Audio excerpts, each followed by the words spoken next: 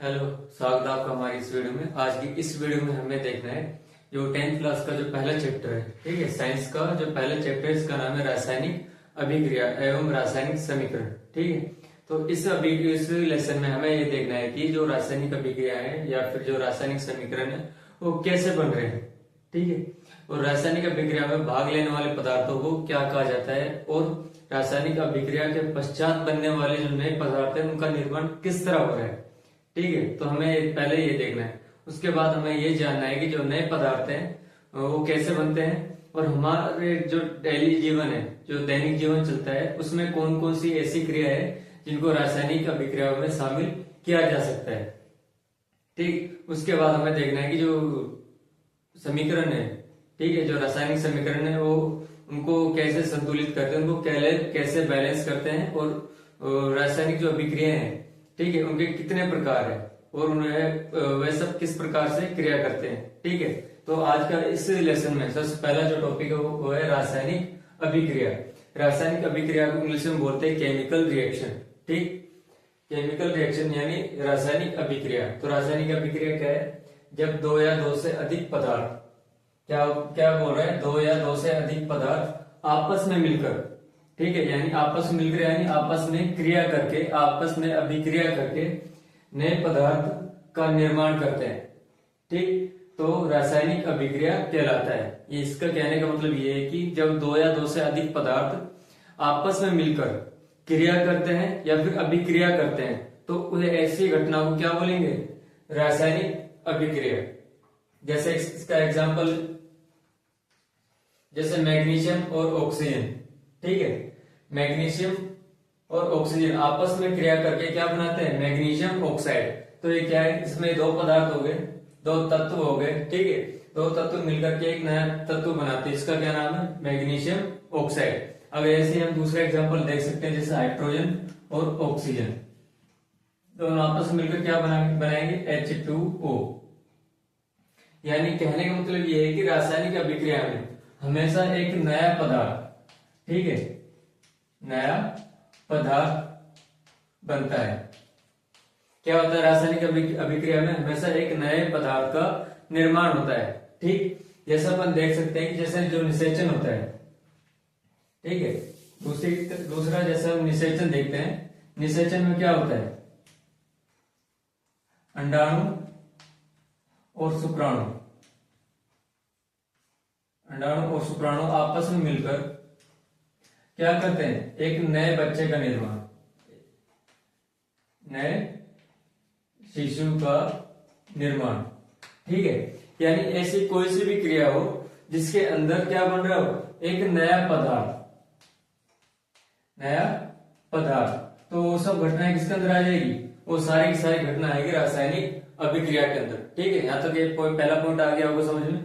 उसके बाद है रासायनिक अभिक्रिया में भाग लेने वाले पदार्थों को अभिकारक या अभिकर्मक कहते हैं। ठीक, रासायनिक अभिक्रिया में भाग लेने वाले, यानी रासायनिक अभिक्रिया में भाग कौन ले रहा है? मैग्नीशियम और ऑक्सीजन, यानी ये दोनों पदार्थ क्या कहलाएंगे? अभिकारक। ठीक है, यानी रासायनिक अभिक्रिया में जो भी पदार्थ भाग लेता है क्रिया करने के लिए, तो पदार्थ कौन से कहलाएंगे? अभिकारक। जैसे मैग्नीशियम और ऑक्सीजन जो इस वाली क्रिया में जो भाग ले रहे हैं, जो पार्टिसिपेट कर रहे हैं, वो वाले कौन से तत्व है? मैग्नीशियम और ऑक्सीजन। ये दोनों क्या कहलाएंगे? अभिकारक। अब अभिकारक आपस में क्रिया करके एक नए पदार्थ का निर्माण करते हैं। ठीक, इसका मतलब रासायनिक अभिक्रिया के पश्चात, यानी ये दोनों पदार्थ आपस में क्रिया करके क्या करेंगे? एक नए पदार्थ का निर्माण करते हैं। एक नया पदार्थ कौन सा हो गया? Magnesium oxide. तो मैग्नीशियम ऑक्साइड क्या कहलाएगा? उत्पाद। क्या कहलाएगा? उत्पाद। ठीक है, आगे आपको पॉइंट समझ में कि जो रासायनिक अभिक्रिया में भाग लेने वाले जो पदार्थ होते हैं या जो तत्व होते हैं उनको क्या बोला जाता है? अभिकारक। और अभिकारक आपस में क्रिया करके, ठीक है, एक नए पदार्थ का निर्माण करते हैं, जिसको क्या बोलते हैं? उत्पाद। ठीक है, जो रासायनिक अभिक्रिया के बाद जो नया पदार्थ बनता है उसको क्या बोला जाता है? उत्पाद। ठीक है, यहां तक आ गया होगा समझ में। इसके बाद थर्ड पॉइंट, उत्प्रेरक। उत्प्रेरक क्या होता है?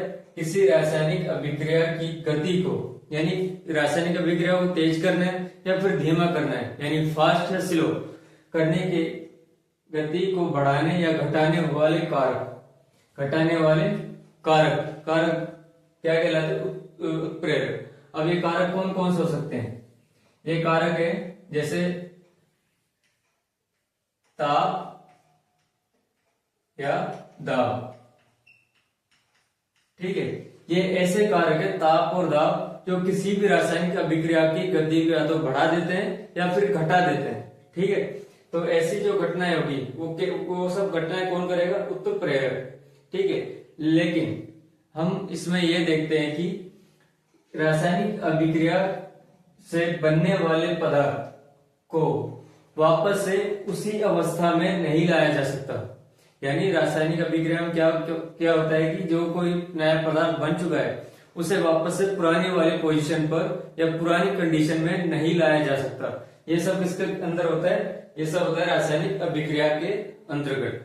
ठीक है, सपोज जैसे हम क्या करते हैं, सुबह के टाइम जो चाय बनाते हैं, चाय बनाने के बाद हम उसे वापस से दूध, पानी और चाय पत्ती और जो चीनी होता है उन सब में अलग अलग नहीं कर सकते। यानी कहने का मतलब ये होता है कि रासायनिक अभिक्रिया में जो नए पदार्थ बनते हैं उन्हें वापस से पुरानी वाली अवस्था में नहीं लाया जा सकता। जैसे अपन जो दही जमाते हैं, ठीक है, दही जमाने से पहले जो दूध होता है, ठीक है, दूध को जमाते हैं उसके बाद क्या बनता है? दही। लेकिन दही से वापस से दूध प्राप्त नहीं किया जा सकता। ठीक है, यहां तक आ गया होगा आपको समझ में। अब कौन सा है? रासायनिक अभिक्रिया के आधार या प्रेक्षण। अब ये होता क्या है? रासायनिक अभिक्रिया के आधार या प्रेक्षण क्या है, पहले इसको समझना है। यानी उससे पहले हमें ये देखना है कि रासायनिक अभिक्रिया क्या थी। रासायनिक अभिक्रिया ऐसी क्रिया थी जिसके अंदर नए पदार्थों का निर्माण किया जा रहा था। ठीक है, अब नए पदार्थों का निर्माण हो रहा है तो उसके क्या प्रूफ है कि रासायनिक अभिक्रिया पूरी की जा रही है या फिर रासायनिक अभिक्रिया पूर्ण हो रही है? तो उसके कौन कौन से आधार है? तो उनके आधार कौन कौन से हैं?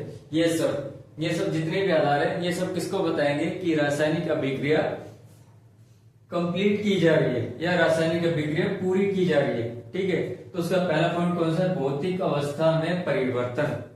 पहला पॉइंट क्या है? भौतिक अवस्था में परिवर्तन। अब भौतिक अवस्था क्या होती है? भौतिक अवस्था किसी भी पदार्थ की तीन अवस्थाएं होती है। कौन कौन सी? ठोस, द्रव और गैस। अगर कोई पदार्थ इन तीनों अवस्थाओं में है तो रासायनिक अभिक्रिया के पश्चात उनकी अवस्थाओं में परिवर्तन हो सकता है। जैसे अगर ठोस है, जैसे जल ले लेते अपन, ठीक है, जल को गर्म करते हैं तो किसमें चेंज होगा? वाष्प में, यानी लिक्विड से किसमें चेंज हो रहा है? गैस में। अगर उसी तरह बर्फ को गर्म करें, बर्फ कैसे होती है? ठोस जब बर्फ को गर्म करते हैं तो किसमें चेंज होती है? वाटर में, जल में, यानी सॉलिड से किसमें चेंज हो गया? लिक्विड में। यानी इस तरह जो चेंजेस होगा वो सब क्या होगा? भौतिक अवस्था में परिवर्तन। ठीक है, आगे आपको समझ में कि भौतिक अवस्था में परिवर्तन क्या होता है। ठीक है, दूसरा पदार्थ के रंग में बदलाव। क्या है? पदार्थ के रंग में बदलाव, यानी जब कोई भी पदार्थ रासायनिक अभिक्रिया में भाग लेगा तो पदार्थ के रंग में परिवर्तन होगा। ठीक है, जो ये परिवर्तन होगा वो किसको दर्शाएगा? रासायनिक अभिक्रिया के आधार को या रासायनिक अभिक्रिया के कंप्लीट होने के लक्षण को। उसके बाद गैस का निकलना। गैस का निकलना कैसे? यानी जब कोई भी पदार्थ बनता है रासायनिक अभिक्रिया में, जब कोई भी नया पदार्थ बनता है तो उसके बाद क्या होता है? उसमें क्या निकल सकती है? गैस निकलने की संभावना होती है। तो इसको क्या रखा जाएगा? रासायनिक अभिक्रिया के आधार में। ठीक है, उसके बाद तापमान में परिवर्तन। अब तापमान परिवर्तन कैसे? यानी जब नए पदार्थ बनेंगे किसी भी रासायनिक अभिक्रिया के अंदर, जब नए पदार्थ बनते हैं तो उसके पुराने जो पदार्थ होते हैं, ठीक है, जब नए पदार्थ बनते हैं तो उसके टेम्परेचर में कुछ बदलाव होता है, यानी तापमान में कुछ बदलाव होते हैं। तो ये सब आधार बताते हैं कि रासायनिक अभिक्रिया को कंप्लीट किया जा रहा है। ठीक है, अब इसमें एक पॉइंट है पदार्थ के रंग में बदलाव, यानी जो ये पदार्थ में नहीं, ये आज के टाइम में चलता है कि रंग में बदलाव। आजकल क्या है ना कि लोग क्या करते हैं, टाइम देख करके एक दूसरे के साथ बदल जाते हैं। ठीक है, यानी बदलाव का जो समय है वो समय अच्छे को देखकर किया जाता है।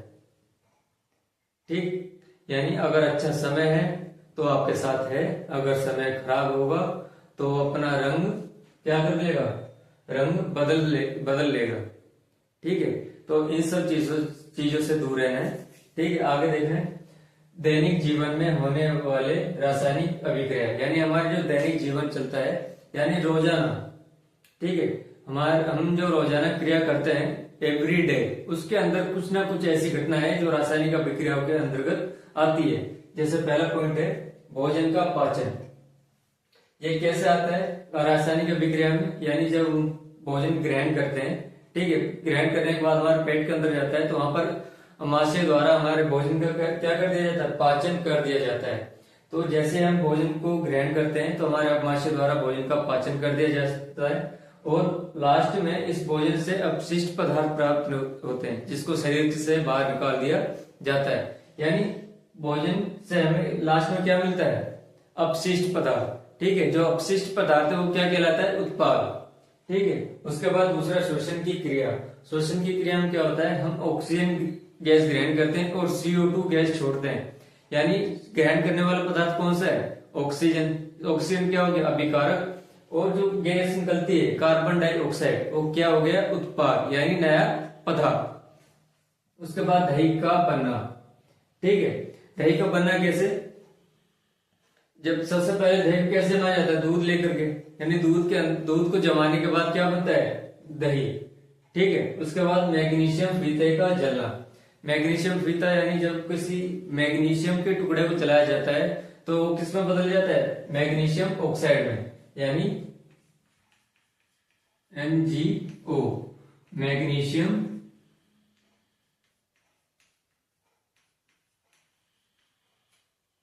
Magnesium oxide.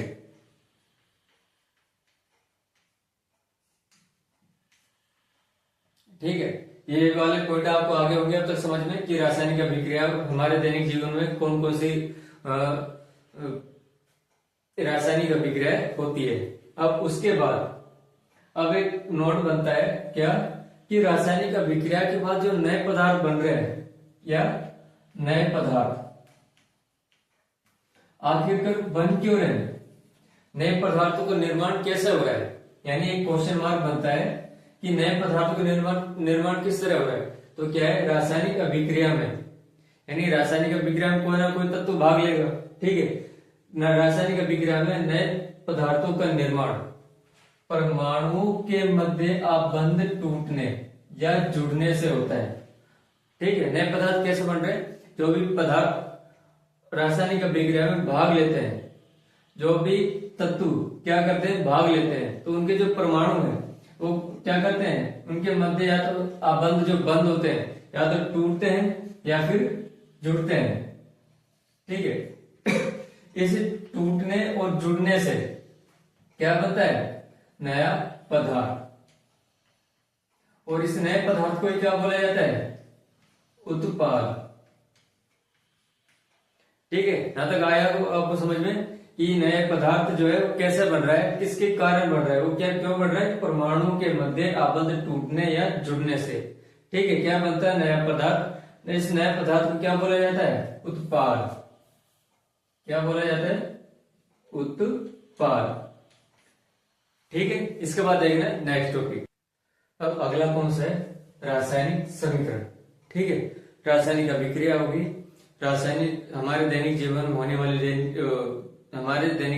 वाली रासायनिक अभिक्रियाएं, और रासायनिक अभिक्रियाओं के आधार विकारक या विकर्मक या फिर उत्पाद और उत्प्रेरक, ये सब हो गए। और उसके बाद है रासायनिक समीकरण। ठीक है, रासायनिक समीकरण क्या है, रासायनिक अभिक्रिया में, ठीक है, रासायनिक समीकरण को सूत्रों द्वारा या प्रतीकों द्वारा लिखा जाता है या लिखना क्या कहलाएगा, रासायनिक समीकरण।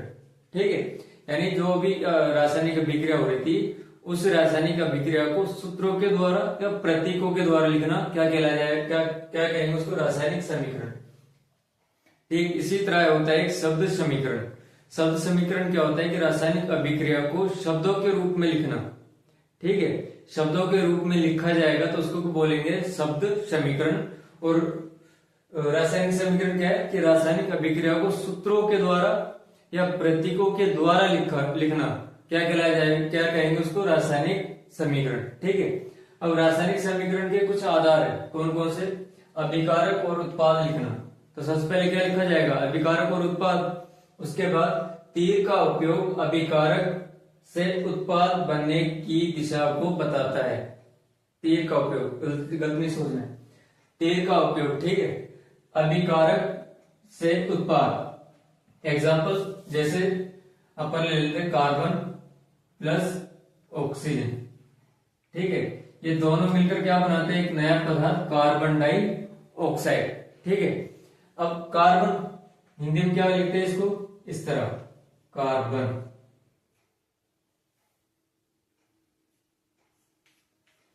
इसको क्या लिखेंगे, ऑक्सीजन।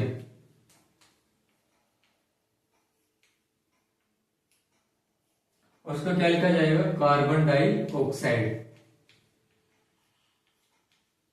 Carbon dioxide.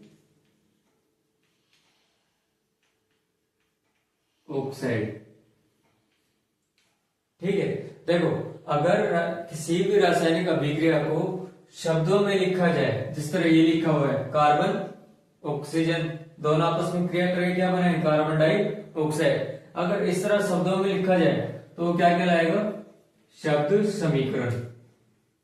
शब्द समीकरण। ठीक है, अगर इसी समीकरण को एक सूत्र के रूप में, जैसे कार्बन का फॉर्मूला क्या है C, ऑक्सीजन का क्या हो गया O2, और कार्बन डाइऑक्साइड का फॉर्मूला क्या हो गया CO2। ठीक है, अगर इनको सूत्रों में, फॉर्मूलों में या फिर प्रतीकों में लिखा जाए तो क्या कहलाएगा, रासायनिक समीकरण। ठीक है, अब पहले क्या लिखा जाएगा, अभिकारक उत्पाद, पहला पॉइंट। उसके बाद तीर का उपयोग करना है। तीर क्या बताता है कि अभिकारक से उत्पाद की ओर दिशा को बताता है, यानी अभिकारक से कहां जाना है, उत्पाद की ओर जाना है, तो ये दिशा को बताता है। किसको बता रहा है, दिशा को। किसकी दिशा को, अभिकारक से उत्पाद की ओर जाने की दिशा को। उसके बाद रासायनिक सूत्रों का उपयोग, रासायनिक सूत्र का उपयोग कर लिया अपन ने। उसके बाद रासायनिक समीकरण को संतुलित करना। ठीक है, रासायनिक अभिकरण को संतुलित करना। अब रासायनिक अभिकरण को कैसे संतुलित करेंगे, इसको आगे देखना है, लेकिन उससे पहले एक एग्जांपल और ले लेते हैं। जैसे CaO। ठीक है, CaO को क्या बोला जाता है, कैल्शियम ऑक्साइड। क्या बोला जाएगा, कैल्शियम ऑक्साइड।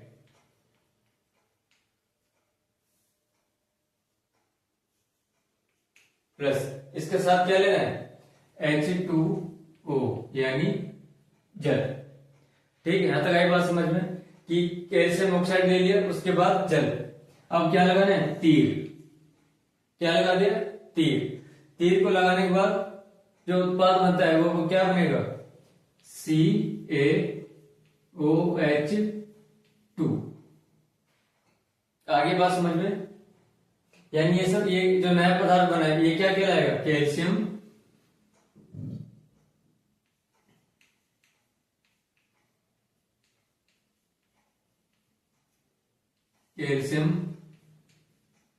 हाइड्रोक्साइड।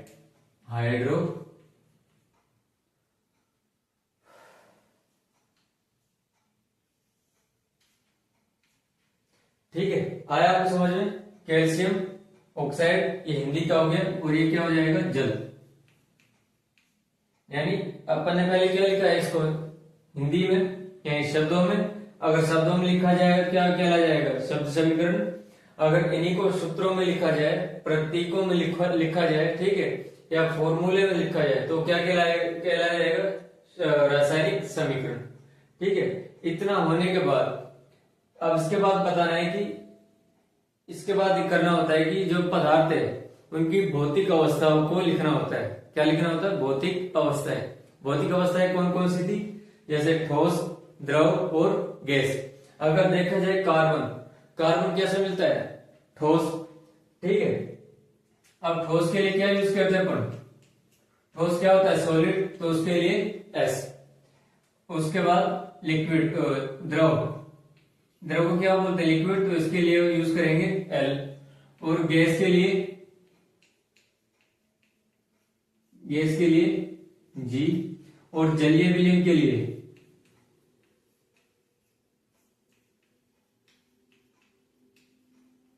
जलीय विलयन के लिए क्या यूज करेंगे? ए क्यू।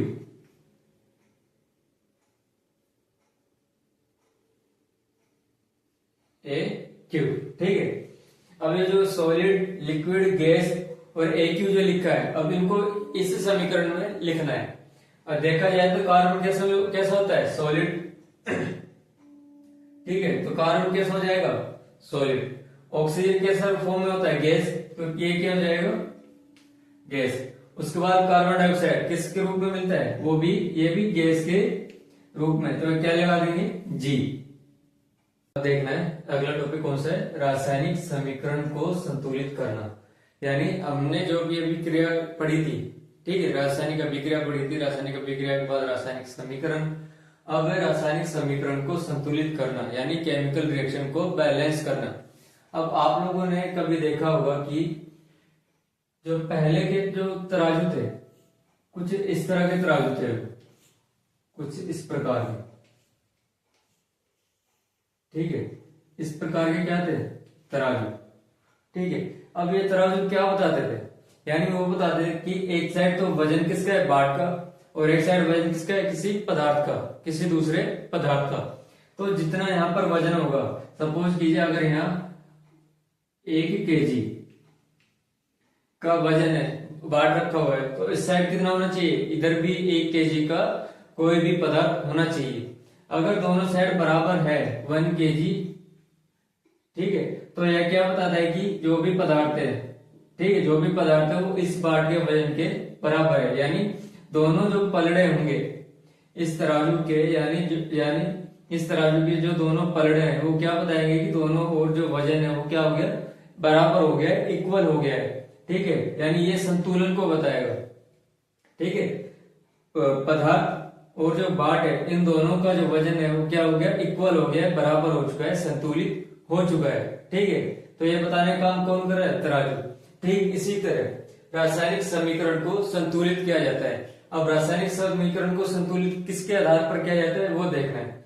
किसी भी रासायनिक समीकरण को द्रव्यमान संरक्षण के नियम के द्वारा संतुलित किया जाता है। अर्थात जो समीकरण है उसको संतुलित किसके द्वारा किया जाता है? द्रव्यमान संरक्षण के नियम से, ठीक है। ये नियम क्या बताता है कि रासायनिक अभिक्रिया में, यानी कोई भी रासायनिक अभिक्रिया जो हो रही है, ठीक है, उसमें द्रव्यमान का न तो निर्माण किया जा सकता है और न ही विनाश किया जा सकता है।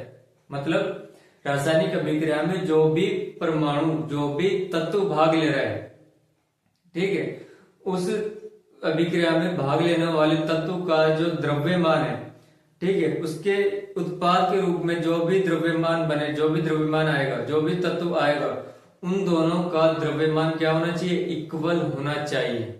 आई बात समझ में? यानी अभिकारक और उत्पाद, इन दोनों का जो बैलेंस है, इन दोनों का जो वजन है, यानी द्रव्यमान, वो क्या होना चाहिए? दोनों के साइड बराबर होना चाहिए। अगर ये दोनों बराबर होगा तो रासायनिक समीकरण संतुलित समीकरण कहलाई जाएगी, या रासायनिक संतुलित समीकरण कहेंगे।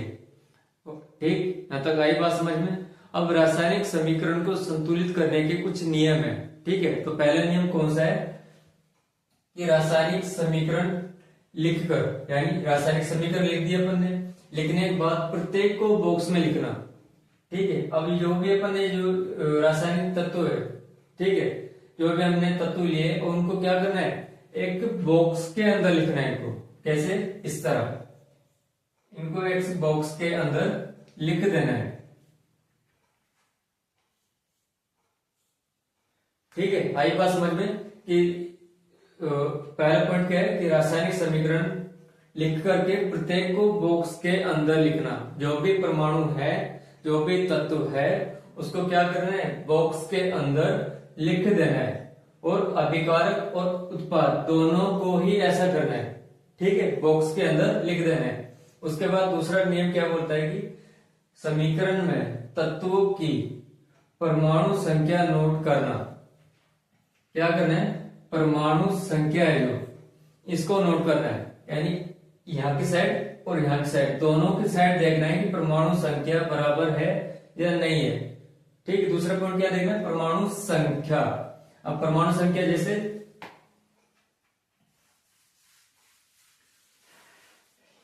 अगर हम इस साइड देखें, यानी अभिकारक वाली साइड को देखें, अभिकारक वाली साइड को क्या बोलते हैं, LHS, यानी लेफ्ट हैंड साइड। और उत्पाद वाली साइड को क्या बोलेंगे, RHS, यानी राइट हैंड साइड।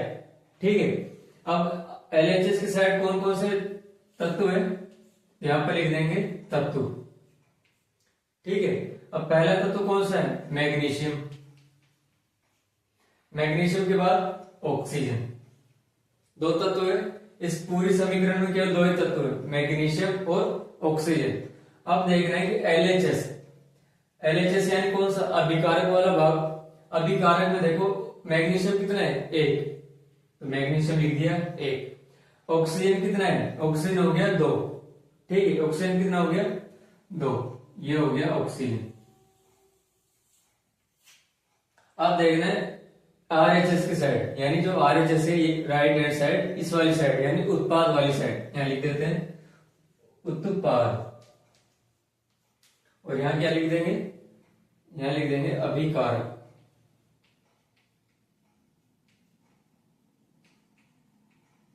अभिकारक या अभिकर्मक।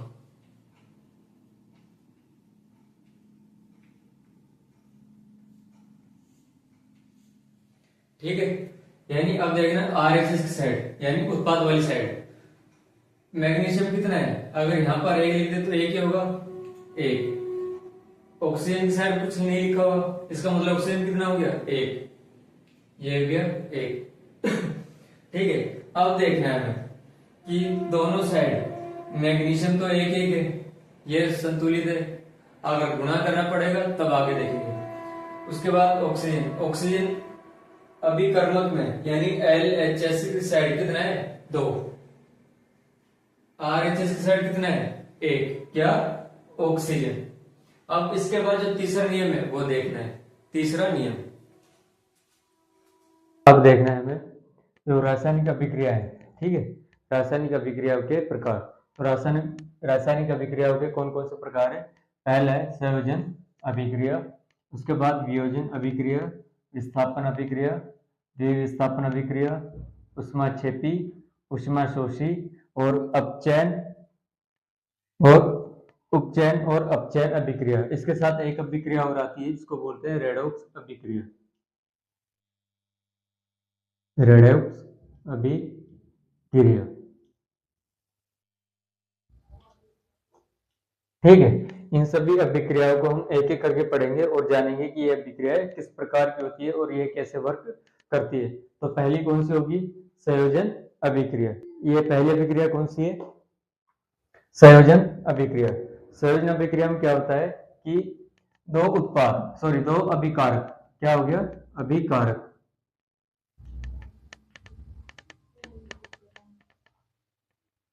दो अभिकारक हो या दो से ज्यादा, दो अभिकारक या दो से अधिक अभिकारक मिलकर क्या बनाते हैं, एक सिंगल उत्पाद। ठीक है, तो ऐसी अभिक्रिया जिसमें दो या दो से अधिक अभिकारक जुड़ करके एक सिंगल उत्पाद का निर्माण करते हैं, तो कौन सी अभिक्रिया कहलाएगी, संयोजन अभिक्रिया। इस अभिक्रिया में दो उत्पाद भाग लेते हैं या उससे ज्यादा भी ले सकते हैं। ठीक है, और एक सिंगल उत्पाद का निर्माण करते हैं। ठीक है, दो अभिकारक या दो से ज्यादा अभिकारक मिलकर के एक सिंगल उत्पाद का निर्माण करते हैं। जैसे कैल्शियम कार्बोनेट जल के साथ, कैल्शियम ऑक्साइड, ये क्या है, कैल्शियम ऑक्साइड जल के साथ अभिक्रिया करके क्या बनाता है, कैल्शियम हाइड्रोक्साइड। ठीक है, जैसे अपन इसमें देख सकते हैं, ये जो बीकर है, जो बर्तन है, ठीक है, इस बर्तन के अंदर पानी है और ये जो सब ये छोटे छोटे कण दिख रहे हैं व्हाइट वाले, ठीक है, ये क्या है? Calcium oxide. ठीक है, कैल्शियम ऑक्साइड और जल आपस में क्रिया करके क्या बना लेंगे? ये जो विलयन तैयार होगा वो कौन सा हो जाएगा? कैल्शियम हाइड्रोक्साइड का।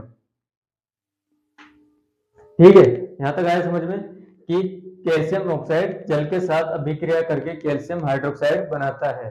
ठीक है, अब इस विलयन का उपयोग, जो ये विलयन तैयार किया है, ठीक है, कैल्शियम हाइड्रोक्साइड, इस विलयन का उपयोग कहां करेंगे? दीवारों पर, दीवारों पर सफेदी के लिए। ठीक है, यहां तक आई बात समझ में कि जो एक विलयन जो तैयार हुआ था कैल्शियम हाइड्रोक्साइड का, इसका उपयोग कहां करेंगे? दीवारों पर सफेदी के लिए या पुताई के लिए, पुताई के लिए।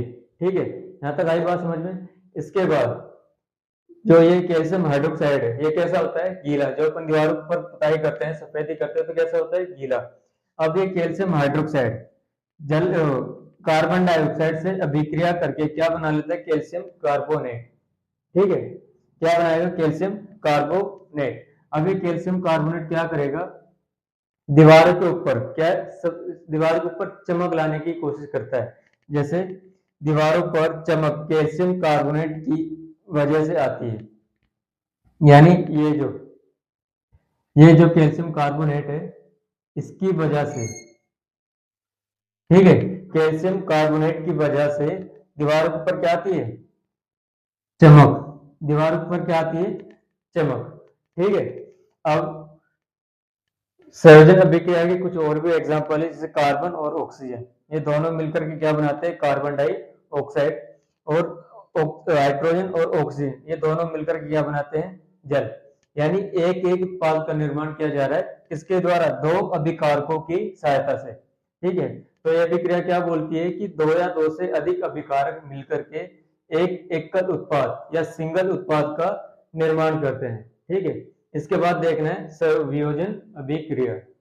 वियोजन अभिक्रिया में क्या होता है कि एक पदार्थ यानी एक अभिकारक, ठीक है, यानी सिंगल अभिकारक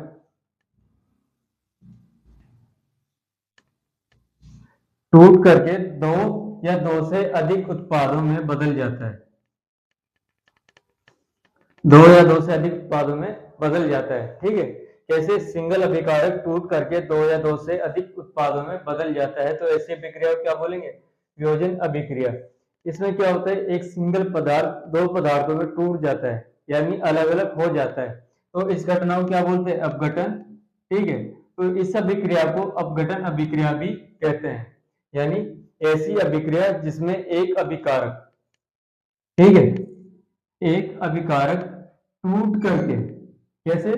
टूट करके दो या दो से अधिक उत्पाद का निर्माण करता है, तो ऐसे अभिक्रिया को क्या बोलेंगे? वियोजन अभिक्रिया या अपघटन अभिक्रिया। ठीक है, अब इन अभिक्रियाओं में क्या किया जाता है कि ऊष्मा दी जाती है। ये किस तरह होती है? तीन तरह से हो सकती है। पहला है ऊष्मा देकर, दूसरा सूर्य के प्रकाश द्वारा, सूर्य का प्रकाश, और तीसरा होगा विद्युत अपघट्य या विद्युत अपघटन, यानी विद्युत के द्वारा, यानी झटके लगा करके। ठीक है, यानी करंट के द्वारा क्या करना है? पदार्थों को तोड़ना है, अभिकारकों को तोड़ना है, तो कौन सा होगा? विद्युत अपघटन। ठीक है, ये तीन तरह से अपघटन किया जाता है, पदार्थों को तीन तरह से तोड़ा जाता है। पहला उष्मा दे करके, दूसरा सूर्य का प्रकाश, और तीसरा विद्युत अपघटन। ठीक है, इसमें पहला क्या है? उष्मा दे करके। तो पहला कौन सा हो गया? उष्मा दे करके। ठीक है, अब इसका पहला एग्जांपल है कि फेरस हाइड्रेटेड फेरस सल्फेट यानी FeSO4 7H2O को जब ऊष्मा दी जाती है, ठीक है, तो ये किसमें बदल जाता है? फेरस सल्फेट में। किसमें बदल जाता है? फेरस सल्फेट FeSO4 में। ठीक है, जो हाइड्रेटेड फेरस सल्फेट है, ये कैसा होता है, ये हरे कलर का, कैसा होता है, हरे रंग का। और जब इसको तापमान देकर के, ऊष्मा देकर के तोड़ा जाता है तो किस में बदल जाता है, सफेद रंग में।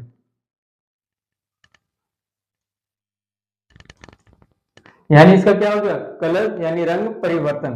ठीक है, पहले कैसा था, हरा रंग, उसके बाद कैसा हो गया, सफेद रंग। ठीक है, अब इसको क्या किया जाता है, इसको और ज्यादा ऊष्मा दी जाती है, यानी फेरस सल्फेट को। ठीक है, फेरस सल्फेट,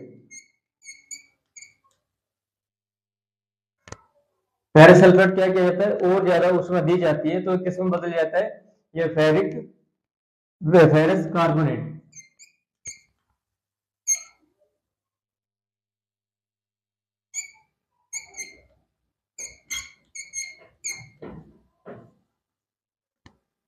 किसमें बदल जाता है, फेरस कार्बोनेट। और इसके साथ क्या निकलती है, सल्फर डाइऑक्साइड और सल्फर ट्राइऑक्साइड गैस, जो कैसे होती है, ये दोनों गैस, सल्फर डाइऑक्साइड और सल्फर ट्राइऑक्साइड, ये दोनों वायु प्रदूषक होती है, अर्थात वायु प्रदूषण करती है। ठीक है, यहां तक आई बात समझ में। ठीक है, एक बार फिर से देखना है, FeSO4 7H2O यानी हाइड्रेटेड फेरस सल्फेट को जब गर्म किया जाता है, ठीक है, ऊष्मा दी जाती है तो ये किसमें बदल जाता है, फेरस सल्फेट FeSO4 में। ठीक है, पहले इसका रंग कैसा होता है, हरा रंग का, ऊष्मा देकर के किसमें बदल जाता है, सफेद रंग में। जब इस फेरस सल्फेट को, FeSO4 को और ज्यादा गर्म किया जाता है, ठीक है, तो ये किसमें बदल जाता है, Fe2O3 यानी फेरस कार्बोनेट में। ठीक है, और इसके साथ क्या निकलता है, सल्फर डाइऑक्साइड और सल्फर ट्राइऑक्साइड गैस, ये दोनों गैस से कैसी होती है, वायु प्रदूषण। ठीक है, और इसका रंग कैसा होता है, इसका थोड़ा ऐसा होता है, गहरा लाल,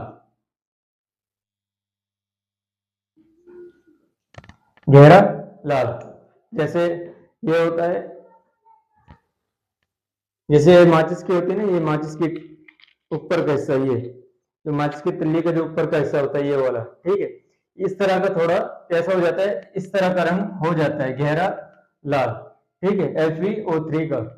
ठीक है, इसको जलाने पर, यानी जब इनको जलाया जाता है तो इनके जलाने पर कैसी गैस निकलती है,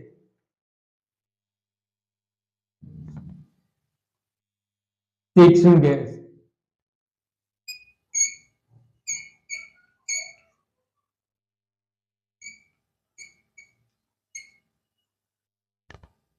कैसी गैस निकलती है, तीक्ष्ण गैस निकलती है, जो क्या है, नाकों के अंदर थोड़ी छुपती है। जैसे देखो, हम जैसे माचिस है, इस माचिस को जलाते हैं,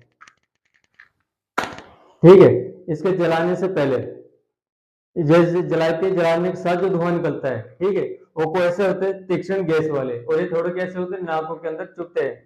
ठीक है, तो ये हो गया ऊष्मा के द्वारा पहला एग्जाम्पल। अब इसके बाद दूसरा देखना है। देखो, इसको परिभाषा में कैसे लिखना है, परिभाषा यानी भाषा में इसको कैसे लिखना है, इस पूरी क्रिया को। ठीक है, सबसे पहले क्या करना है, हाइड्रेटेड फेरस सल्फेट को, हाइड्रेटेड फेरस सल्फेट को गर्म किया जाता है, गर्म किया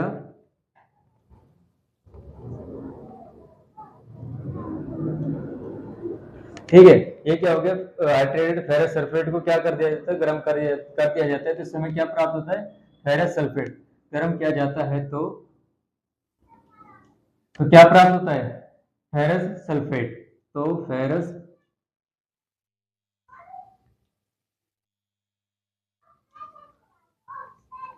सल्फेट प्राप्त होता है। ठीक है, और यहीं से देख लेंगे कि जो फेरस हाइड्रेटेड सल्फेट, इसका रंग कैसा होता है, हरा, और गर्म करने के बाद, ठीक है, इसका रंग कैसा हो जाता है, सफेद। ठीक है, जब इस फेरस सल्फेट को और गर्म किया जाता है, ठीक है, अब पुनः या फिर से फेरस सल्फेट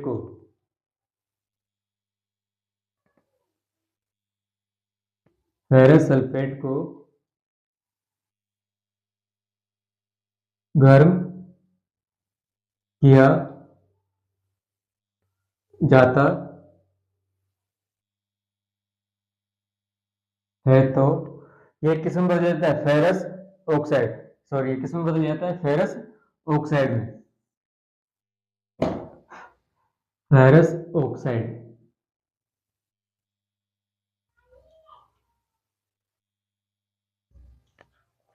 तो किस में बदल जाता है, फेरस ऑक्साइड में।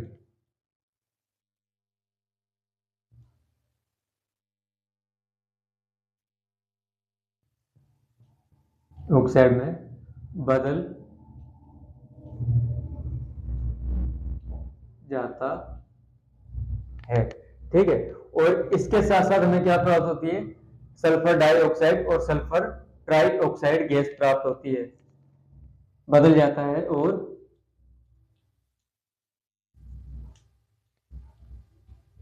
सल्फर डाइऑक्साइड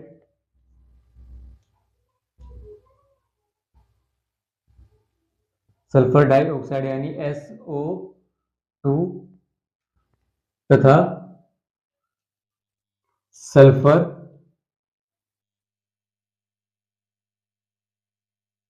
ट्राइऑक्साइड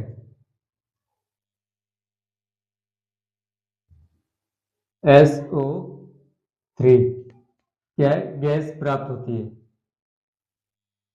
गैस प्राप्त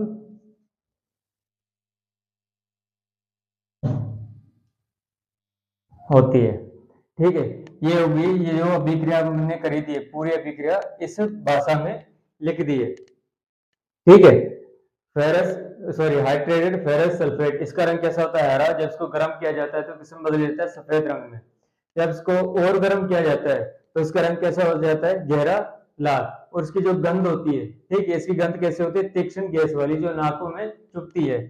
इसको भी लिख लेते हैं यहाँ पर लास्ट में, यहाँ पर इसकी जो गैस होती है, गंध सॉरी, इसकी जो गंध होगी वो कैसी होगी, तीक्ष्ण गंध,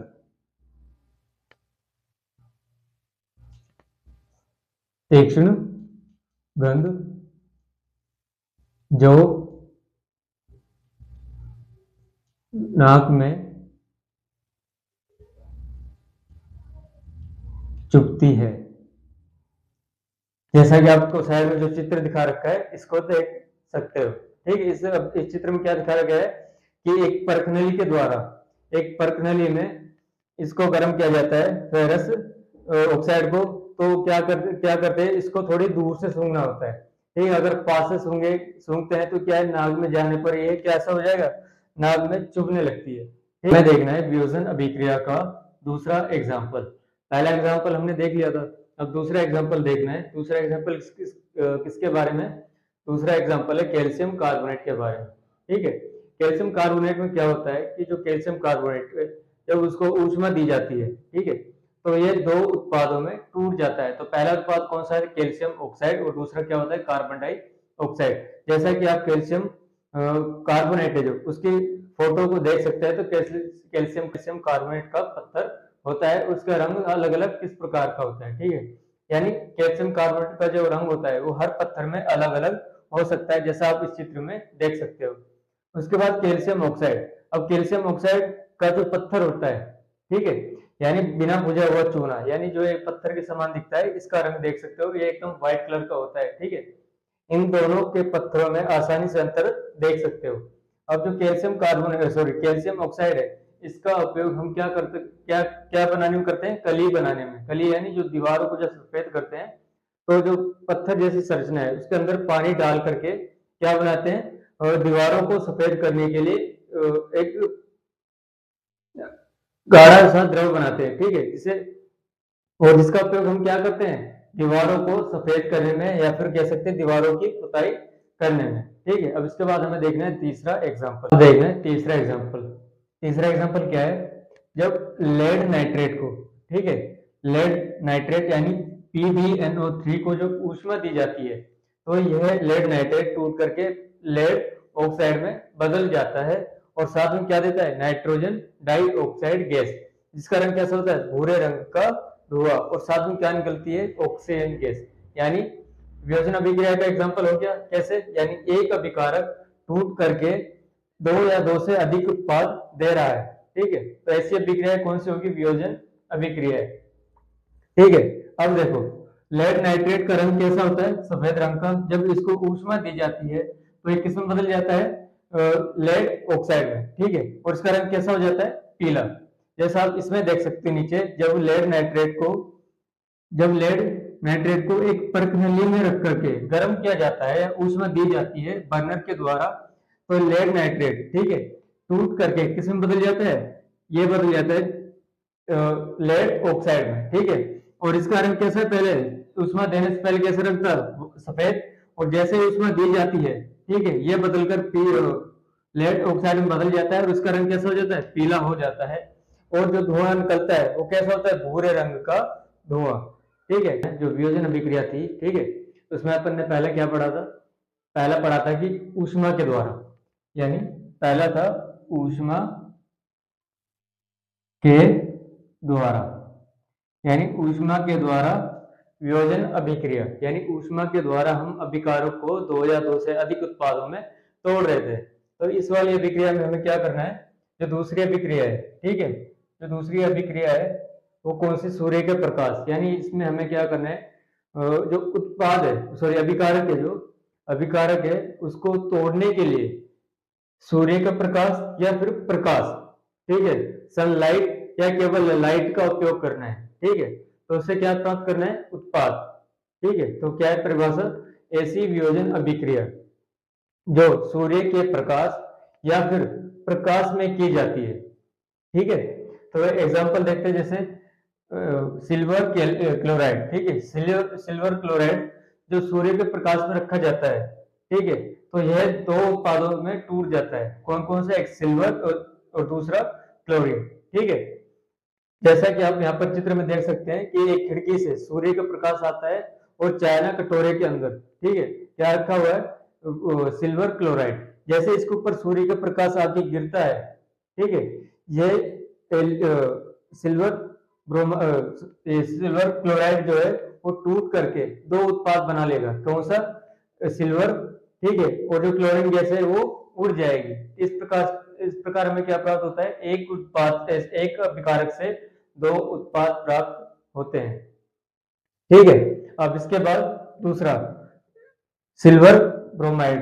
ठीक है, जब सिल्वर ब्रोमाइड को सूर्य के प्रकाश या फिर प्रकाश में रखा जाता है तो यह दो उत्पादों में टूट जाता है, एक सिल्वर, दूसरा होगा ब्रोमाइड। ठीक है, और इसका उपयोग क्या कहाँ किया जाता है, इस अभिक्रिया का उपयोग श्याम श्वेत फोटोग्राफी में किया जाता है। ठीक है, इसका मतलब कि अब अपन जो फोटोग्राफी करते हैं उसके अंदर इसका उपयोग करते हैं। ठीक है, अब इसके बाद तीसरी विधि देखनी है, यानी वियोजन अभिक्रिया की तीसरी विधि, यानी वियोजन अभिक्रिया की तीसरी विधि। तो तीसरी विधि कौन सी है, वैद्युत अपघटन। ठीक है, अब वैद्युत अपघटन क्या है कि ऐसी वियोजन अभिक्रिया जो वैद्युत अपघटन, यानी विद्युत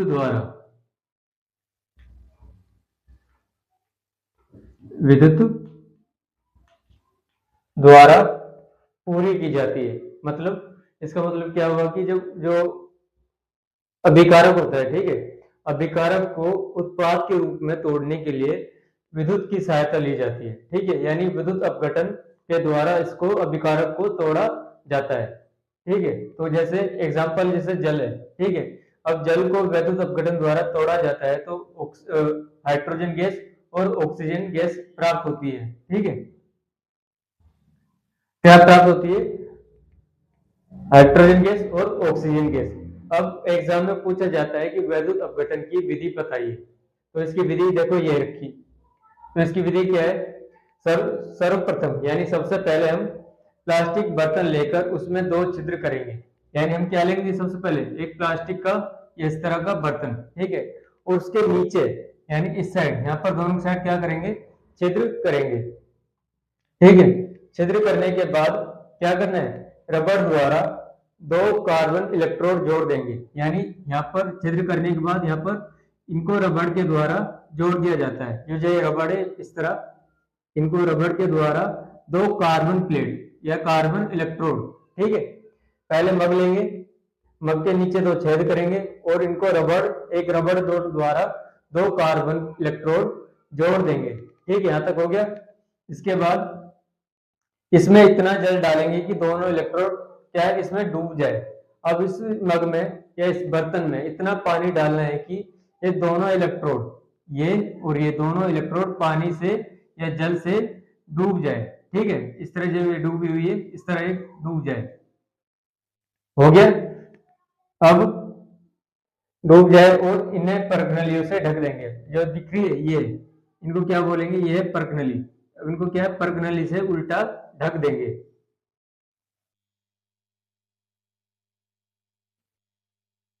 परखनली, ठीक है, परखनली से इनको उल्टा ढक देंगे। किनको ढकना है, कार्बन इलेक्ट्रोड को। ठीक है, ढकने के बाद इसमें विद्युत धारा प्रवाहित करने पर दोनों इलेक्ट्रोड पर गैस के बुलबुले बनते हैं। अब क्या होगा, इन दोनों जो कार्बन इलेक्ट्रोड है ये वाली, ठीक है, इन दोनों इलेक्ट्रोडों को एक विद्युत धारा के द्वारा जोड़ देंगे। यानी एक बैटरी की सहायता से इन दोनों कार्बन इलेक्ट्रोडों को जोड़ दिया जाता है। ठीक है, ऐसा करने पर क्या उत्पन्न होगा, इन दोनों कार्बन इलेक्ट्रोडों के सिरों पर, यानी यहाँ पर क्या है, बुलबुले, गैस के बुलबुले, जैसे यहाँ दिखाई दे रहे हैं, गैस के छोटे छोटे बुलबुले बनने लगते हैं। ठीक है, अब जब इन बुलबुलों के पास मोमबत्ती लेकर के जाते हैं तो कैथोड पर, यानी ये वाला, ठीक है, यानी ये वाला जो इलेक्ट्रोड है, कार्बन इलेक्ट्रोड, इसको क्या बोलेंगे, कैथोड। ठीक है, तो इसके ऊपर जो गैस बनती है वो कौन सी गैस बनती है, हाइड्रोजन गैस। अब इस हाइड्रोजन गैस के पास जैसे हम जलती हुई मोमबत्ती लेकर के जाएंगे तो ये बुलबुले, ठीक है, हाइड्रोजन गैस के जो बुलबुले वो फूटने लगेंगे और फूटने पर पोप की आवाज, यानी पोप की आवाज निकालते हैं। ठीक है, गैस की जो हाइड्रोजन गैस है इसके पास जो मोमबत्ती को लेकर जाते हैं तो हाइड्रोजन गैस के जो बुलबुले होते हैं वो फूटने पर पोप की आवाज निकालते हैं। ठीक है, अब इसके बाद पोप की आवाज सुनाई देती है जब मोमबत्ती को एनोड पर, यानी इस वाले एनोड पर लेके जाते हैं।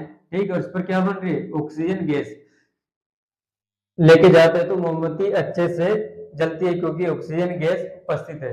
यानी जब इस वाले कार्बन इलेक्ट्रोड के ऊपर, यानी एनोड के ऊपर वो जलती हुई मोमबत्ती को लेके जाते हैं तो ऑक्सीजन गैस की उपस्थिति के कारण मोमबत्ती क्या है, अच्छी तरह से जलने लगती है। ठीक है, तो इस प्रकार विद्युत अपघटन पूरा होता है। एक बार फिर से देखना है। सबसे पहले हमें बर्तन लेना है, प्लास्टिक का बर्तन, उसमें क्या करना है, नीचे दो छेद करने और उन्हें रबड़ डॉट की सहायता से कार्बन इलेक्ट्रोडों को जोड़ देना है।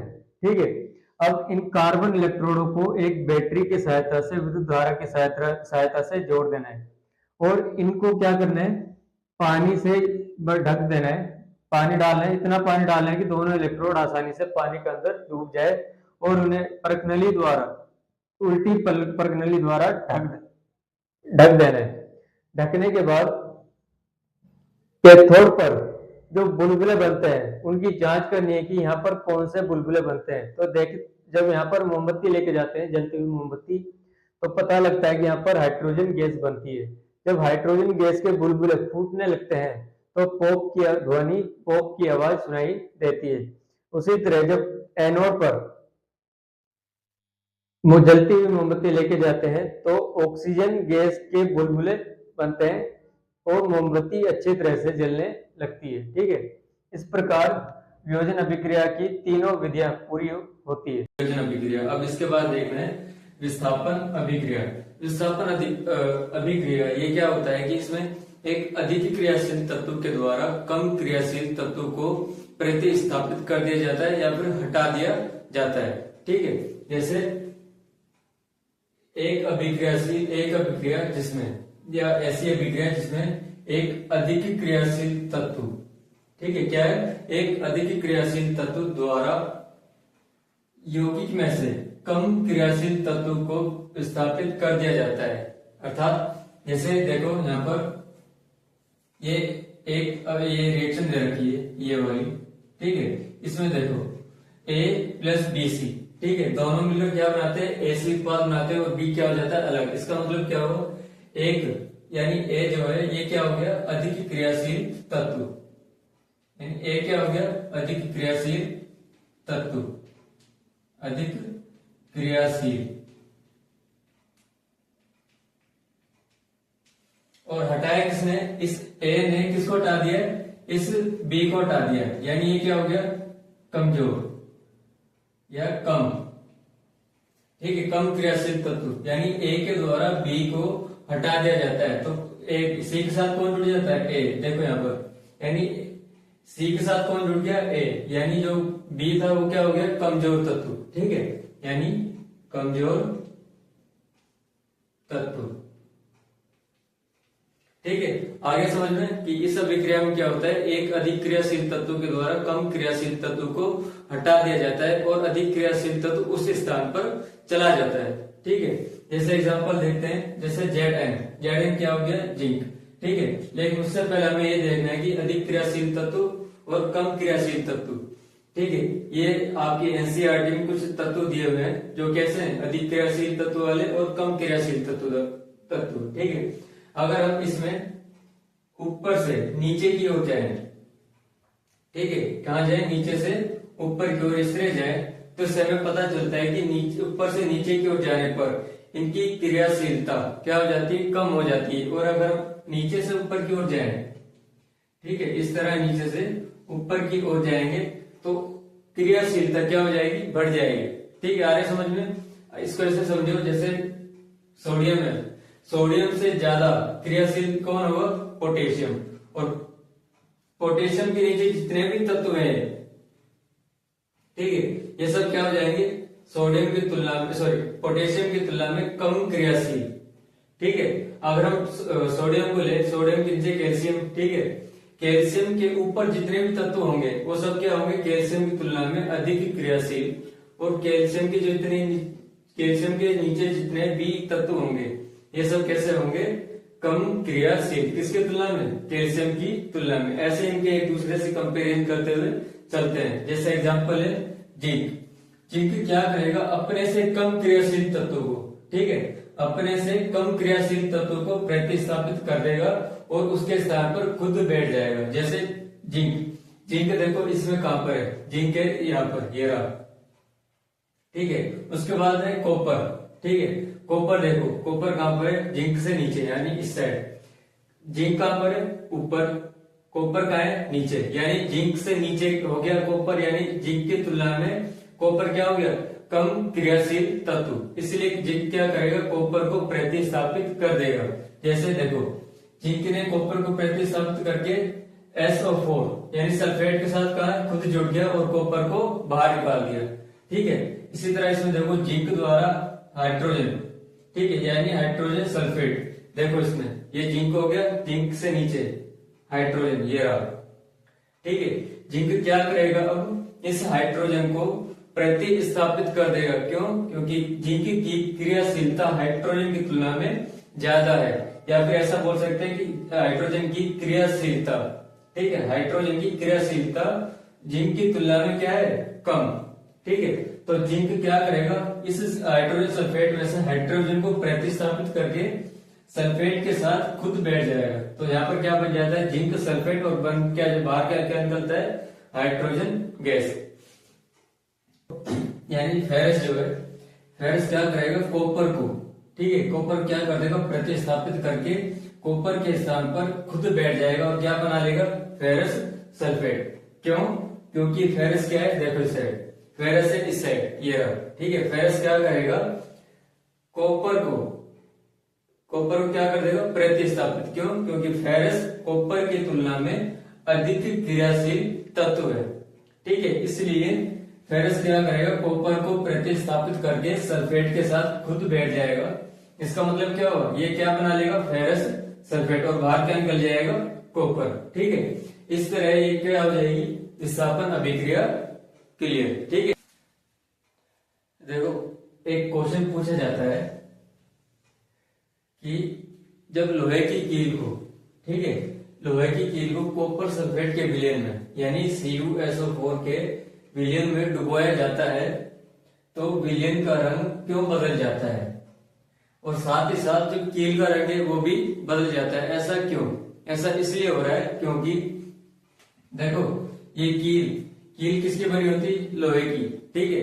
लोहे को क्या बोलते हैं? फेरस, ठीक है। यानी ये क्या हो जाएगा? Fe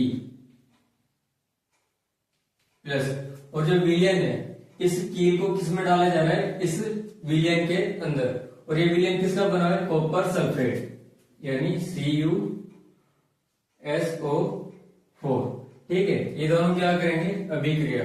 आया तक समझ में कि जब लोहे की कील यानी फेरस को इसमें डुबाया जाता है, कॉपर सल्फेट में डुबाया जाता है तो विलयन का रंग डुबाया जाता है तो विलयन का रंग, ठीक है, क्यों बदल जाता है? यानी इस कील को इस विलयन में डाला जाता है, और ये विलयन किसका है? कॉपर सल्फेट का, ठीक है। इस कील को इसके अंदर डुबो दिया तो इसके बाद विलयन का रंग क्या हो गया? चेंज। यानी ये चेंज क्यों हो गया यही बताना है अपन को। तो इसका चेंज होने का क्या कारण है कि जो फेरस है, ठीक है, वो क्या है? कॉपर की तुलना में, किसकी तुलना में? कॉपर की तुलना में अधिक क्रियाशील तत्व है। इसलिए ये कॉपर ये फेरस क्या करेगा? इस कॉपर को प्रतिस्थापित करके कॉपर के स्थान पर क्या बैठ जाएगा? फेरस, यानी FeSO4। यानी ये जो विलयन बनेगा, ठीक है, ये विलयन किसका बना है? FeSO4 यानी फेरस सल्फेट का।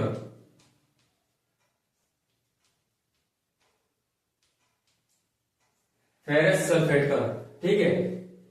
कैसा विलयन बन गया? फेरस सल्फेट का। और जो कील है, कील का रंग कैसा हो जाएगा? कील का रंग लाल भूरा, कील का रंग लाल भूरा। और जो कॉपर था, ये कॉपर किसके साथ चिपक जाएगा? इस कील के ऊपर यानी Cu। आ गया होगा समझ में? एक बार फिर से देखते हैं। इस कील को कॉपर सल्फेट के विलयन में डुबोया जाता है। डुबोने के बाद क्या होता है? इस विलयन का रंग नीले से कैसा? नीले से कैसा हो जाता है? हरा। नीले से हरा हो रहा है किसके कारण? फेरस सल्फेट के कारण। अर्थात जो फेरस था वो उसने क्या कर दिया? कॉपर को प्रतिस्थापित कर दिया, ठीक है। और जो कॉपर था वो किसके चिपक जाएगा? ये कील के ऊपर चिपक जाएगा। इस वजह से विलयन का रंग नीले से हरा हो जाता है, ठीक है। इसके बाद नेक्स्ट टॉपिक, अब हमें देखना है द्वितीय विस्थापन अभिक्रिया, ठीक है। द्वितीय विस्थापन अभिक्रिया क्या होती है कि इस अभिक्रिया के अंदर, ठीक है, द्वितीय विस्थापन अभिक्रिया के अंदर आयनों का आदान प्रदान होता है, ठीक है। तत्वों का आदान प्रदान नहीं, केवल आयनों का आदान प्रदान होता है, जिसकी वजह से क्या बनता है? नए यौगिकों का निर्माण होता है। जैसे देखते हैं ये वाली जो अभिक्रिया है, ये AB प्लस CD, ठीक है। इस वाले यौगिक में A तो पॉजिटिव, B नेगेटिव, इसमें C पॉजिटिव, D नेगेटिव, ठीक है। तो इसमें क्या होगा? जो B वाला है, ठीक है, B C के साथ जुड़ जाएगा और जो D है वो A के साथ जुड़ जाएगा, यानी इनके मध्य आयनों का आदान प्रदान होता है, ठीक है। जैसे यहाँ पर देखो A से कौन जुड़ गया? D, A से कौन जुड़ गया? D, यहाँ पर ये हो गया। उसके बाद B के साथ कौन जुड़ जाता है? C, B के साथ C, ठीक है। तो अभी परिभाषा क्या है? अभिक्रिया जिसमें अभिकारकों के बीच आयनों का आदान प्रदान होता है, ठीक है। किसका होता है? आयनों का आदान प्रदान होता है, ठीक है। जैसे एग्जांपल सोडियम सल्फेट और बेरियम क्लोराइड, ठीक है। अब क्या होगा? इनके मध्य केवल और केवल किसका आदान प्रदान होगा? आयनों का आदान प्रदान। कैसे? सोडियम के साथ कौन जुड़ जाएगा? Cl, यानी यहाँ जो सोडियम था इसके साथ कौन जुड़ेगा? Cl, यानी क्या बन जाएगा? Sodium chloride. उसी तरह सल्फेट के साथ कौन जुड़ जाएगा? बेरियम, तो क्या बन जाएगा? बेरियम सल्फेट, ठीक है, यहाँ तक आया समझ में कि इन अभिक्रियाओं में यानी द्विविस्थापन अभिक्रियाओं में आयनों का आदान प्रदान होता है। ठीक है, अब जैसे यहाँ पर इस प्रणाली में देखते हैं, एक प्रणाली के अंदर क्या ले रखा है, सोडियम सल्फेट, और दूसरी अभिक्रिया में दूसरे जो प्रणाली है इसके अंदर क्या ले रखा है, बेरियम क्लोराइड। अब इन दोनों को क्या कराते हैं, अभिक्रिया कराते हैं, तो हमें क्या प्राप्त होता है, NaCl और बेरियम सल्फेट। ठीक है, अब आगे देखो, जो ये बेरियम सल्फेट जो बनता है, जो बेरियम सल्फेट ये बनता है, ये क्या होता है, एक घुलनशील, यानी जल में एक घुलनशील। यहाँ पर इसमें देख सकते हो इस प्रणाली में कि जो नीचे की ओर जो बैठा हुआ है, ठीक है, ये क्या है, बेरियम सल्फेट। ये नीचे की ओर क्यों बैठा हुआ है, क्योंकि ये इसमें, इस विलयन में, इस जल में क्या है, एक घुलनशील है। ठीक है, जो एक घुलनशील होता है वो आयन नहीं बनाते हैं। ठीक है, और जो घुल जाते हैं वो क्या बनाएंगे, आयन। जैसे यहाँ पर क्या कौन घुला हुआ है, NaCl, तो NaCl क्या बनाएंगे, आयन। ठीक है, यानी ये आयन बनाएंगे और ये आयन नहीं बनाएंगे। अब आगे देखो, अतः इस क्रिया में, यानी जो ये पूरी क्रिया हुई है, इस क्रिया के अंदर एक घुलनशील पदार्थ बनता है। वो एक घुलनशील पदार्थ कौन सा है, बेरियम सल्फेट। ठीक है, जिसे अवक्षेप कहते हैं, यानी जो अभिक्रिया करने पर भी नहीं घुलते हैं, एक अवक्षेप के रूप में दिखाई देते हैं, उनको क्या बोलते हैं, अवक्षेप, यानी एक विशेष पदार्थ। ठीक है, क्या बोलेंगे, उन्हें अवक्षेप कहते हैं। इसलिए जिस अभिक्रिया में अवक्षेप का निर्माण होता है उसे अवक्षेपण अभिक्रिया कहते हैं। ठीक है, और एक घुलनशील यौगिक आयन बनाते हैं। ठीक है, यानी जो घुलनशील जो यौगिक होते हैं, घुलनशील जो घुल जाते हैं, जो विलयन में घुल जाते हैं, वो क्या बनाते हैं, वो है आयन बनाते हैं। तो इस अभिक्रिया में, यानी इस वाली अभिक्रिया में कौन आयन बनाएगा, NaCl। क्यों, क्योंकि NaCl इस अभिक्रिया में, इस विलयन में क्या है, पूरी तरह से घुल जाता है। ठीक है, और जो अवक्षेप है, यानी जो BaSO4 यानी बेरियम जो सल्फेट है, कैसा होगा, श्वेत, सफेद कलर का, श्वेत रंग। ठीक है, इसके बाद दूसरे एग्जांपल देखना है इसका, लेड नाइट्रेट। ठीक है, लेड नाइट्रेट पोटेशियम आयोडाइड यानी Ki के साथ अभिक्रिया करके, ठीक है, क्या करता है, आयनों का आदान प्रदान और नए पदार्थ बनाता है। कैसे, Pb यानी लेड के साथ कौन जुड़ जाएगा, आयोडीन। ठीक है, आयोडीन जुड़ जाएगा तो क्या बन जाएगा, लेड आयोडाइड। ठीक है, ये हो गया एक उत्पाद। उसके बाद जो नाइट्रेट है वो किससे जुड़ जाएगा, पोटेशियम से, तो क्या बना लेगा, पोटेशियम नाइट्रेट। ठीक है, यहाँ तक आया समझ में। यानी ये जो अभिक्रिया हुई है, ये कौन सी हुई है, द्विविस्थापन अभिक्रिया, जिसमें आयनों का आदान प्रदान होता है। तो इस प्रयोग में देखो क्या हुआ है कि जो एक प्रणाली में क्या लेते हैं, लेड नाइट्रेट, और जो दूसरी प्रणाली है इसके अंदर क्या लेते हैं, पोटेशियम आयोडाइड। जब इनके बीच में क्रिया कराई जाती है, ठीक है, रिएक्शन कराई जाती है, तो हमें क्या प्राप्त होता है कि एक Pb आयोडाइड, ठीक है, Pb यानी लेड नाइट्राइड, ठीक है, लेड नाइट्राइड प्राप्त होता है किसके रूप में, एक अवक्षेप के रूप में, और इसका रंग कैसा होता है, पीला।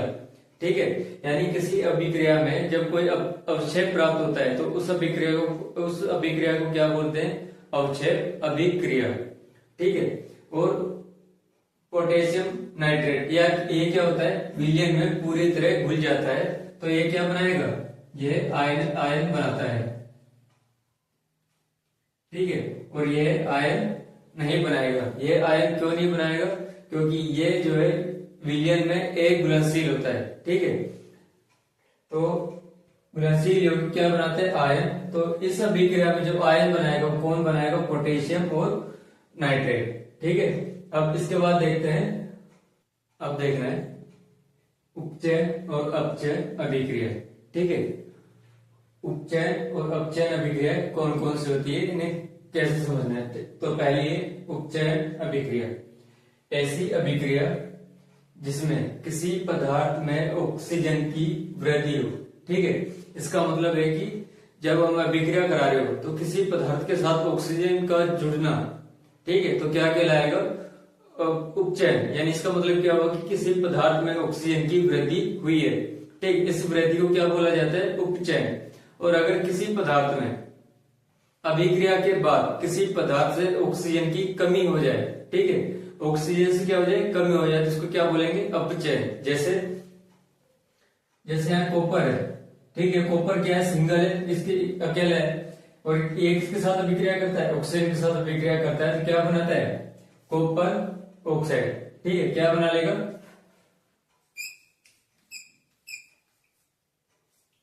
Copper oxide.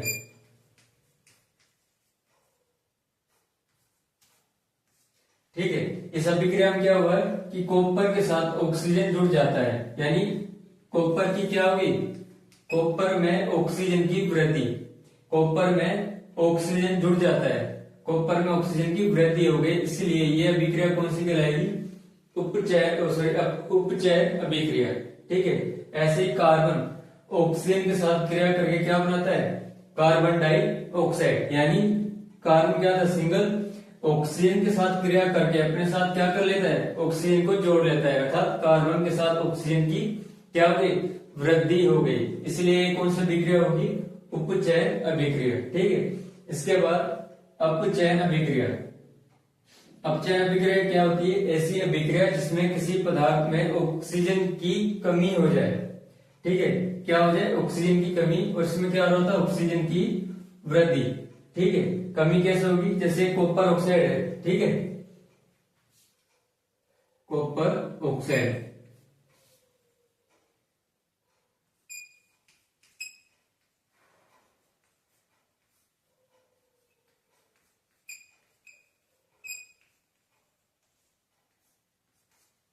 क्या हो गया? Copper oxide. ठीक है, कॉपर के साथ ऑक्सीजन जुड़ा हुआ है, जैसे ये क्रिया करता है तो ये ऑक्सीजन क्या करता है? इस हाइड्रोजन के साथ जुड़ जाता है, ठीक है, और कॉपर से क्या हो जाता है? अलग हो जाता है।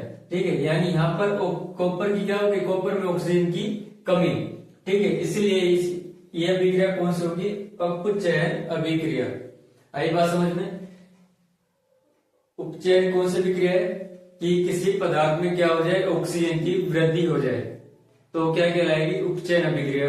और यदि किसी पदार्थ में ऑक्सीजन की कमी हो जाए, ठीक है, क्या हो जाए? कमी हो जाए, तो क्या उसकी कहलाएगी? अपचयन अभिक्रिया। ठीक है, इसके बाद देखना है रेडॉक्स अभिक्रिया। रेडॉक्स अभिक्रिया में क्या होता है कि उपचयन और अपचयन दोनों साथ साथ होता है। ठीक है, एक पदार्थ में ऑक्सीजन की वृद्धि होगी तो एक पदार्थ में ऑक्सीजन की कमी होगी, ये दोनों क्रिया जब एक साथ हो, ठीक है, ऑक्सीजन की वृद्धि होना और ऑक्सीजन की कमी होना, अगर दोनों एक साथ क्रिया होती है तो कहलाएगी रेडॉक्स अभिक्रिया। रेडॉक्स अभिक्रिया।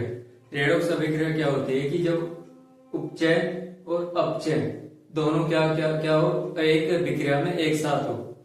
ठीक है, कहने का मतलब ये कि रेडॉक्स अभिक्रिया में उपचयन और अपचयन एक साथ ही होते हैं। ठीक है, जैसे यहां पर देखो ZnO यानी जिंक ऑक्साइड, यह नाम लिख देते हैं, जिंक ऑक्साइड। ठीक है, जिंक ऑक्साइड यानी जिंक के साथ कौन जुड़ा हुआ है? ऑक्सीजन। ठीक है, अगर जिंक के साथ ऑक्सीजन जुड़ा हुआ है, क्रिया के बाद अगर जिंक क्या हो जाता है? सिंगल, यानी जिंक के साथ ऑक्सीजन हट जाता है, तो ऐसी अभिक्रिया कौन सी हो जाएगी? अपचयन, यानी जिंक के साथ ऑक्सीजन की कमी हो गई। ठीक है, और इसी अभिक्रिया में कार्बन के साथ, पहले क्या था? कार्बन सिंगल, ठीक है, अभिक्रिया के बाद कार्बन के साथ कौन जुड़ जाता है? ऑक्सीजन, यानी कार्बन के साथ ऑक्सीजन की क्या हो गई? वृद्धि हो गई, इसलिए क्या हो गया? उपचयन। ठीक है, यानी कहने का मतलब है कि जब अभिक्रिया में अपचयन और उपचयन दोनों एक साथ हो तो कौन सी अभिक्रिया कहलाएगी? रेडॉक्स अभिक्रिया। ठीक इसी तरह इस वाली अभिक्रिया में देखो, ठीक है, इसमें MnO2, ठीक है, Mn के साथ कौन जुड़ा हुआ है? ऑक्सीजन। ठीक है, जैसे ही अभिक्रिया होती है तो Mn के साथ कौन जुड़ जाता है? Cl यानी क्लोरीन। Mn के साथ क्लोरीन जुड़ जाता है, इसका मतलब क्या हुआ कि Mn का अपचयन। क्यों हुआ अपचयन? क्योंकि Mn से क्या निकल गया? ऑक्सीजन, यानी ऑक्सीजन की कमी हो गई। ठीक है, इसी तरह हाइड्रोजन है, हाइड्रोजन के साथ कौन जुड़ा हुआ है, क्लोरीन। अब जैसे ये अभिक्रिया होगी तो ठीक है, हाइड्रोजन के साथ कौन जुड़ जाएगा, ऑक्सीजन। अगर ऑक्सीजन हाइड्रोजन के साथ जुड़ जाता है तो क्या हो जाएगी, ऑक्सीजन की वृद्धि किसके साथ, हाइड्रोजन के साथ। तो ऐसी अभिक्रिया कौन सी कहलाएगी, उपचयन अभिक्रिया। यदि दोनों ही उपचयन और अपचयन दोनों एक साथ होते हैं तो वो अभिक्रिया कहलाएगी रेडॉक्स अभिक्रिया। अब कौन सी देखनी, ऊष्माक्षेपी और ऊष्माशोषी अभिक्रिया है। ठीक है, ऊष्मा तो पहली कौन सी है, ऊष्माक्षेपी। अब इसके वर्ड ही देखो क्या लिखा हुआ है, ऊष्माक्षेपी। ऊष्माक्षेपी यानी अगर इस वर्ड को हम समझे, ठीक है, जैसे लिखा हुआ है ऊष्माक्षेपी, तो अपन थोड़ा सा यहां देख लेते हैं, ऊष्माक्षेपी। ठीक है, अगर हम इस वर्ड को थोड़ा अलग करके लिखें ऊष्माक्षेपी, तो ये छेपी से कुछ इस तरह निकल रहा है छेपी। ठीक है, छह से छोड़ना।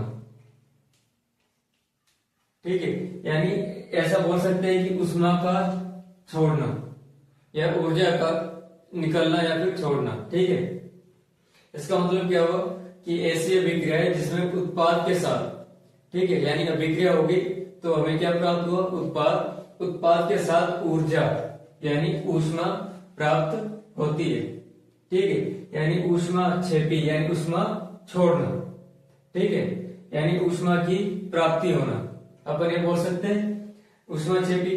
ठीक है, ऐसी अभिक्रिया जिसमें उत्पाद के साथ क्या प्राप्त हो, ऊष्मा प्राप्त हो, तो अभिक्रिया कौन सी कहलाएगी, ऊष्माक्षेपी अभिक्रिया। ठीक है, जैसे हम अपना कोई कार्य करते हैं, ठीक है, अपन कोई अच्छा सा कार्य कर रहे हैं तो हमें उसके साथ क्या मिलता है, मोटिवेशन मिलता है, हमें अलग से एनर्जी मिलती है। ठीक है, तो क्या होगी हमारी ऊष्मा, हमें एनर्जी मिलती है। ठीक है, हमें एनर्जी मिली तो क्या इससे क्या होता है, कार्य करने की क्षमता बढ़ जाती है। ठीक ऐसे तरह इसमें भी क्या होगा कि अभिक्रिया के साथ क्या प्राप्त होगी, ऊष्मा। ठीक है, जैसे CaO यानी कैल्शियम ऑक्साइड को जब जल में डाला जाता है तो क्या प्राप्त होता है, कैल्शियम हाइड्रोक्साइड और साथ में ऊर्जा।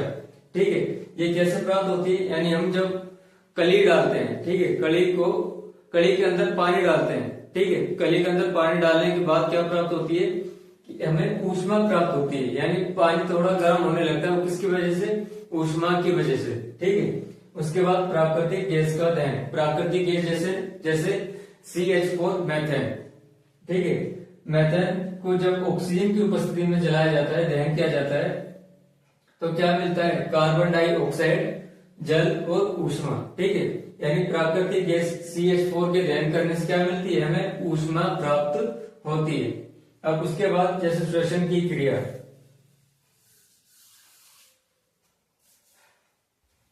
श्वसन की क्रिया में क्या होगा, देखो श्वसन की क्रिया क्या होती है, हम जैसे अपने शरीर के अंदर क्या लेते हैं, ऑक्सीजन, और बाहर क्या छोड़ते हैं, कार्बन डाइऑक्साइड।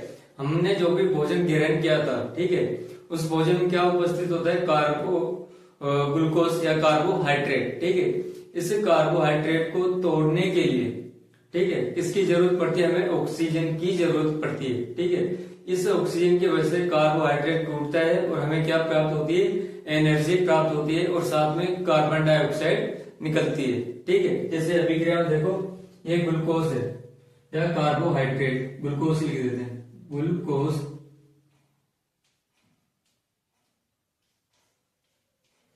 ग्लूकोज को क्या है, ऑक्सीजन जरूरत होती है इसको तोड़ने के लिए। जब ऑक्सीजन प्राप्त हो जाती है तो क्या प्राप्त होता है, कार्बन डाइऑक्साइड, जल और ऊष्मा। इस ऊष्मा की वजह से, ठीक है, हमारी बॉडी क्या है, कार्य कर पाती है। ठीक है, यानी इसलिए हम क्या है, ऑक्सीजन को अपने शरीर के अंदर लेते हैं ताकि हमें क्या प्राप्त हो, ग्लूकोज से या कार्बोहाइड्रेट से हमें ऊष्मा प्राप्त हो और हम अच्छे से कार्य कर सके। ठीक है, इसके बाद देखना है ऊष्माशोषी। दूसरी अभिक्रिया कौन सी है, ऊष्माशोषी अभिक्रिया। अब इसमें क्या होता है कि ऊष्माशोषी अभिक्रिया में कि जब अभिक्रिया होती है, ठीक है, उस अभिक्रिया को करने के लिए, ठीक है, या फिर ऐसा बोल सकते हैं कि उत्पाद को तोड़ने के लिए हमें क्या देनी पड़ती है, ऊष्मा देनी पड़ती है। ठीक है, आई समझ में कि किसी भी अभिक्रिया को पूरा करने के लिए या फिर अभिकारक को तोड़ने के लिए क्या देनी पड़ती है, उसको ऊष्मा देनी पड़ती है। ठीक है, जिसकी वजह से उत्पाद प्राप्त होते हैं।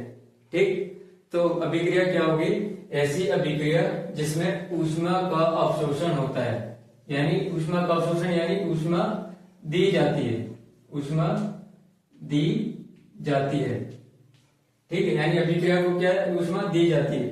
जैसे फेरस सल्फेट, ऊष्मा, ये क्या है, फेरस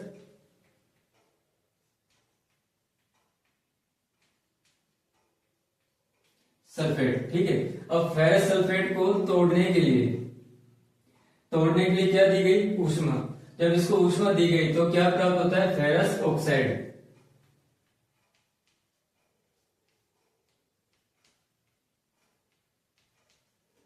क्या प्राप्त होता है, फेरस ऑक्साइड, और साथ में क्या प्राप्त होता है, सल्फर डाइऑक्साइड और सल्फर ट्राइऑक्साइड।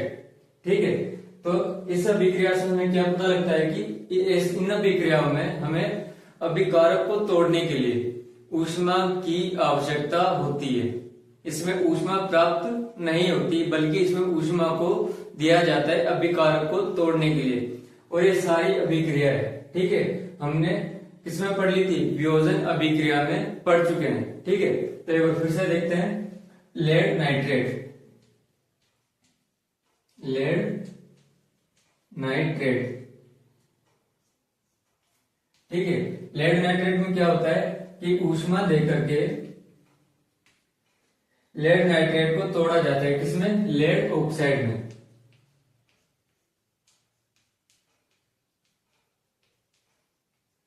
और क्या प्राप्त होती है, nitrogen dioxide, nitrogen dioxide gas. ठीक है, इसी तरह तीसरी अभिक्रिया क्या है, सिल्वर क्लोराइड।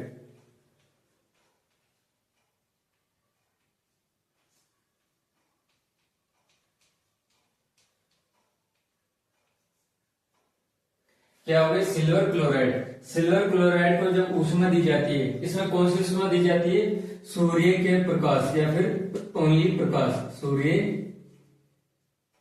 का प्रकाश या फिर ओनली प्रकाश।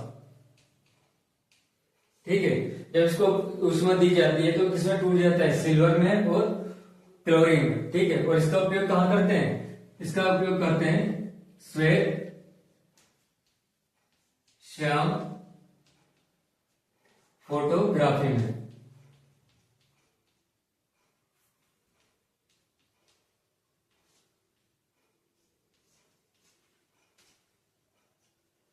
ठीक है, आई बात समझ में कि ऊष्मा शोषण अभिक्रिया क्या हो गई कि किसी अभिकारक को तोड़ने के लिए ऊष्मा दी जाती है, जिसकी वजह से अभिक्रिया पूरी हो पाती है। ठीक है, ये कुछ इस तरह से होता है कि जैसे एक अल्कोहल पिया हुआ आदमी, ठीक है, जब उसको अल्कोहल पिला देते हैं या वो शराब पी लेता है तो उस तरह क्या करता है, उसके अंदर एनर्जी उत्पन्न हो जाती है। ठीक है, उसको एनर्जी कहां से मिल रही है, दारू से।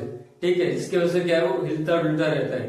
ठीक है, तो उसके अंदर का जो शहर है वो क्या है, एकदम से बाहर आ जाता है। ठीक है, तो उसके अंदर जो पावर आई वो किसकी वजह से आई थी, वो अल्कोहल की वजह से। ठीक है, ठीक इसी तरह इसमें क्या होता है, इस फेरस को या अभिकारक को तोड़ने के लिए किसकी जरूरत पड़ती है, ऊष्मा की।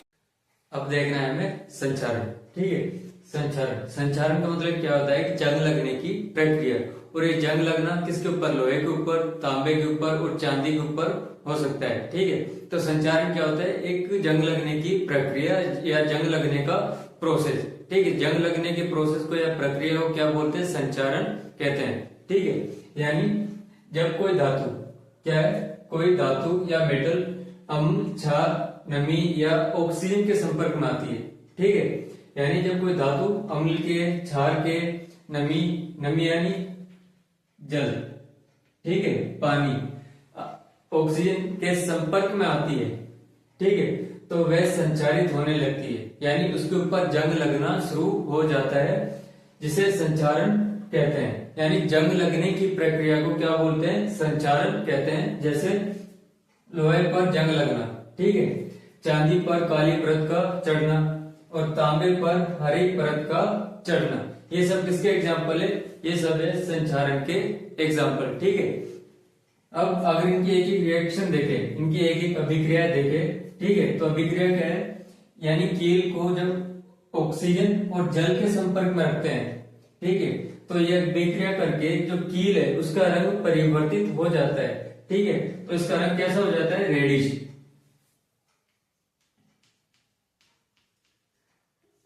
रेड कलर का, ठीक है। जैसे तांबा दिखाई देता है कुछ इस प्रकार का, क्या है, इस कील का कलर हो जाता है और साथ में क्या बनता है? आयरन ऑक्साइड, ठीक है।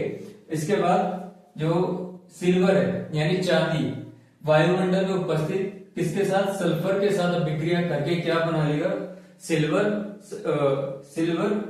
सल्फाइड, ठीक है, जिसका रंग कैसा हो जाता है? काला, ठीक है। ये सब किसकी प्रक्रिया है? ये सब संचारण की प्रक्रिया है, यानी संचारित होने की प्रक्रिया, ठीक। इसका चित्र वगैरह आप लोग साइड में भी देख सकते हो कि जब सिल्वर जो है सल्फर से अभिक्रिया करके अपने रंग में किस तरह परिवर्तित कर लेती है, ठीक है। इसके अब देखो तीसरा एग्जांपल क्या है? तांबे पर हरी परत का चढ़ना, यानी हरी परत का चढ़ना कौन सी प्रक्रिया होगी? संचारण प्रक्रिया।